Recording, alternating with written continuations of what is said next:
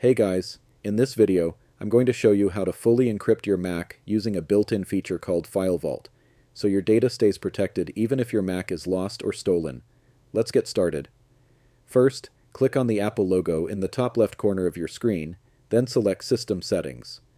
From there, scroll down on the left-hand side and click on Privacy and Security. Now on the right side, scroll down until you see File Vault and click on it. Here, you'll see the option to turn File Vault on or off. Go ahead and click Turn on File Vault. macOS will then ask how you want to unlock your disk if you forget your password. You can either use your iCloud account or create a recovery key.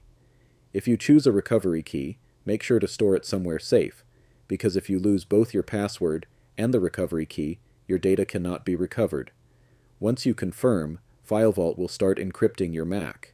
Now, depending on your Mac and the amount of data you have, this process can take some time, but you can continue using your Mac while it runs in the background. Once encryption is complete, your Mac is fully protected. From now on, your data is encrypted and only accessible with your login password. And that's it. Super simple, but very important for your security. If this video helped you, don't forget to leave a like and subscribe for more quick and easy tutorials. Thanks for watching, and I'll see you in the next one.